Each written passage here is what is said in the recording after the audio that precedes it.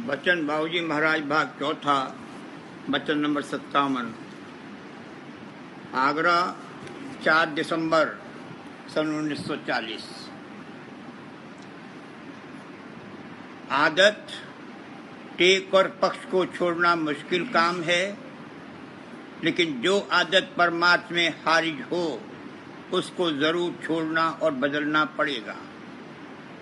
इसी तरह कभी कभी रिश्तेदार दोस्तों वगैरह से बेमुरवती करनी पड़ेगी अगर वे परमार्थ में दखल दें। बिना ऐसी गढ़त के सूरत तीसरे तिल में नहीं धर सकती। ये गढ़त गुरु आप करेंगे जब जीव उनके आगे दीन होगा। जिन पर कर्मों का इतना बोझ है कि सद्गुरु की शरण नहीं ले सकते, उनके लिए 84 की अग्नि के सिवाय कोई उपाय नहीं है। आदत जो पड़ जाती है उसका छूटना बड़ा मुश्किल है। एक नौजवान लड़के को मिट्टी खाने की आदत पड़ गई थी। बावजूद कि सब तरह के इंतजाम किए गए और चौकीदारी व खबरदारी के लिए 1-2 आदमी उसके साथ मुकर्रर रहते थे और खुद भी ये जानता था कि इस आदत से बड़ा सख्त नुकसान उसकी तंदुरुस्ती को हो रहा है, मगर फिर भी इस आदत को नहीं छोड़ सका और आखिरकार ऐन नौजवानी की उम्र में उसकी मौत हो गई। ये जानते हुए भी कि किसी खास आदत से हमारा बड़ा नुकसान हो रहा है, अक्सर आदत का ऐसा जोर होता है कि लोग नहीं छोड़ सकते। अगर किसी से चिढ़ पड़ गई है तो उसका नाम सुनते ही गुस्से में भर आते हैं, चाहे जो बात उसकी निस्बत कही गई हो वह ठीक भी हो। या किसी की पक्ष पड़ गई है और अगर उसकी निस्बत जरा सा भी इल्जाम जो कि सही भी हो लगाया जाए तो पक्ष वाला सुनकर फौरन भड़क उठता है और इल्जाम लगाने वाले को नुकसान पहुंचाया चाहता है। किसी खास आदत या रस्म या रिवाज या टेक या पक्ष का इस कदर कैदी नहीं होना चाहिए कि परमार्थ के लिए उसको छोड़ने की जरूरत हो तो न छोड़ सके। बाहर में संसारियों के साथ अगर किसी खास रस्म या रिवाज में बरतने की जरूरत हो, इस ख्याल से कि ख्वामख्वाह कोई तरद्दुद पैदा न हो, तो उसमें चंदा हर्ज नहीं है, मगर अंतर से उसमें किसी तरह की पकड़ और बंधन नहीं होना चाहिए। नाकिस आदतों और झूठी टेक व पक्ष को न छोड़ सकना ही गुलामी है। जीव अवस्था में सभी मन और इंद्रियों के गुलाम हैं, किसी को दोष नहीं दिया जाता है, मगर जिसने परमार्थ कमाने का इरादा किया है उसको याद रखना चाहिए कि पुरानी आदतें और टेक व पक्ष को जरूर छोड़ना और बदलना पड़ेगा। इसी तरह कभी कभी ऐसे मौके जरूर आवेंगे जबकि परमार्थी को सबके साथ बेमुरवती करनी पड़ेगी। उस वक्त इम्तिहान हो जाएगा कि आया उसने परमार्थ को मुकद्दम और सर्वोपरि रखा है या दुनिया और दुनियादारों को। जो शख्स मन में सोचा करता है कि ये मेरा भाई है, ये मेरा फला नातेदार है, इसने मेरे साथ ऐसा सलूक किया है और वैसा सलूक किया है, इसके साथ मैं बेमुरवती कैसे करूं, जैसे चल रहा है वैसे चलने दो, वो क्या परमार्थ कमाएगा। ख्वामख्वाह किसी के साथ बेमुरवती करने की जरूरत नहीं है। दुनिया और देह में आकर जो अपने ऊपर फर्ज पैदा हो गए हैं उनको अच्छी तरह से अदा करना चाहिए। अगर किसी मौके पर अपना कुछ नुकसान भी हो जाए तो उसको बर्दाश्त कर लेना अच्छा है, मगर दूसरे को बदला लेने की गरज से तकलीफ और नुकसान पहुंचाने का इरादा नहीं करना चाहिए। किसी का जुल्म सह लेना बेहतर है, मगर किसी पर अपनी जात से जुल्म नहीं करना चाहिए। राग तो किसी से करना ही नहीं चाहिए, मगर द्वेष भी नहीं रखना चाहिए। परमार्थ में कोई हर्ज व नुकसान न वाक़े हो, इतने को संभालते हुए ही सबके साथ सलूक करना चाहिए। वाणी में कहा है, कि इसका भी डर मत कर और उसका भी डर मत कर, उसका ये मतलब नहीं है कि किसी का डर और मुरब्बत न की जाए। सास ससुर, माँ बाप वगैरह सबका अपनी अपनी जगह लिहाज और मुरब्बत रखना मुनासिब है, मगर परमार्थ का मामला दरपेश हो तो किसी की मुरब्बत और बंधन को माना और हारिज न होने देना चाहिए। अगर मालिक बुलावे तो सबको पटकने और छोड़ने को तैयार हो जावे। वैसे वो बुलावा तो मौत के वक्त आवेगा, जब सब बंधन छूट जावेंगे। उस वक्त देह का बंधन भी नहीं रहेगा।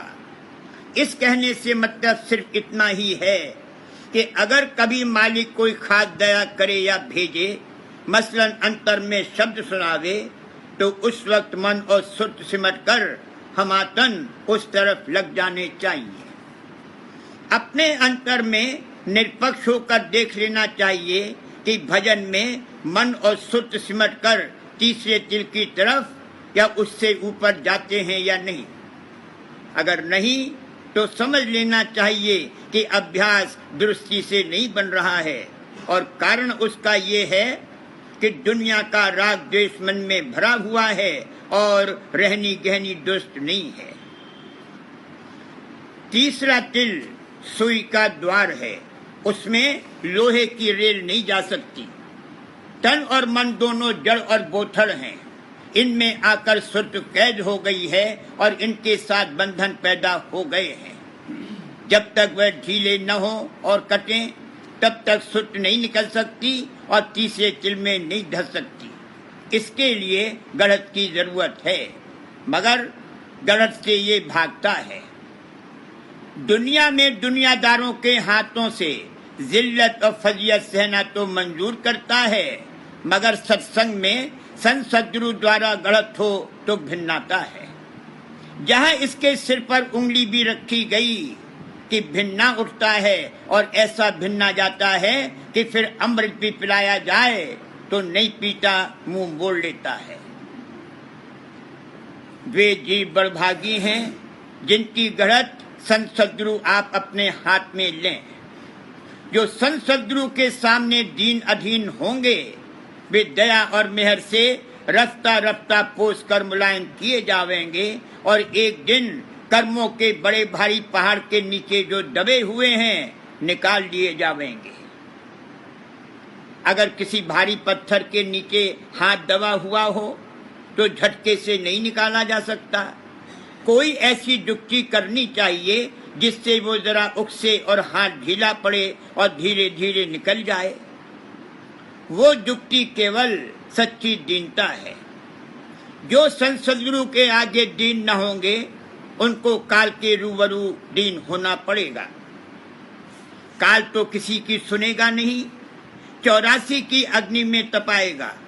वहाँ कष्ट और दुख भुगत कर आवेंगे, तब किसी कदर कर्म हल्के होंगे और इस काबिल बनेंगे कि परमार्थ कमा सकें। जैसे जीन की गांठ कसी जाती है या शिकंजे में किताब कसी जाती है, उस तरह से जो जीव कर्मों के शिकंजे में ऐंठ ऐंठ कर कस गए हैं या जिन पर कर्मों का दबाव बहुत ज्यादा है, उनसे सत्संग और संत सद्गुरु की शरण नहीं ली जा सकती और उनमें वो रद्दो बदल और फेर फार जो कि परमार्थ के लिए दरकार है नहीं पैदा हो सकती। यानी पुरानी आदतें और टेक या पक्ष नहीं छूट सकता। ऐसे जीवों के लिए सिवा 84 की अग्नि के और कोई उपाय नहीं है और उनकी गढ़त काल के द्वारा ही हो सकती है। यही कर्म की जगात है जो चुकानी पड़ेगी। सतगुरु शरण गहो मेरे प्यारे, कर्म जगात चुकाए। जिन पर कर्मों का बोझ कम और हल्का होता है, वो आनंद फानंद सब छोड़ देते हैं। उनको कुछ मुश्किल नहीं पड़ती है। अक्सर देखा गया है कि चाहे कैसी ही आदत रही हो, जब वक्त आया तो एक क्षण में सबको छोड़ दिया। जो पहलवानों की तरह जबरदस्त खुराक खाने वाले थे, वो सिर्फ एक मटकन्ना चाय और एक गिलास पर आ गए। वे परमात्मा के भाग्यवान और सुरतवंत जीव हैं। जिनको अपने जीव के कल्याण और परमात्मा की चाह और चिंता पैदा हो गई वह सब कुछ कर सकते हैं, वरना एक मामूली सी आदत या चीज का बंधन भी ऐसा सख्त होता है कि उसको नहीं छोड़ सकते।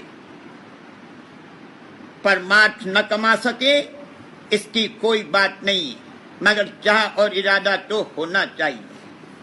वैसे जीव कर ही क्या सकता है, मालिक अपनी दया से ही सब कराएगा। मगर आलसी हो जाने से काम नहीं चलेगा, अथवा दुनिया कमाने में तो खूब मेहनत करे और परमात्मा के लिए कह दे कि मालिक करा लेगा, तो ये बतवनई और मालिक को धोखा देना है। जो ताकत मिली है और उसको दुनिया में लगाया जाता है, उसी ताकत को किनका किनका उधर से खींचकर परमात्मा में लगाना मनुष्य का धर्म और फर्ज है। अगर ऐसा करेगा तो मालिक जरूर मदद देगा, वरना मालिक भी मदद नहीं करेगा। मालिक को कोई विरोध नहीं है, मगर इस हालत में ये मालिक की मदद और दया ले नहीं सकता है। अपनी सारी ताकत और तवज्जो दुनिया में लगा देगा तो कौन सी चीज है जो ऊपर जाएगी और मालिक ले जाएगा। मालिक की मदद और दया उसी को प्राप्त होगी जिसको परमात्मा की सच्ची चाह है।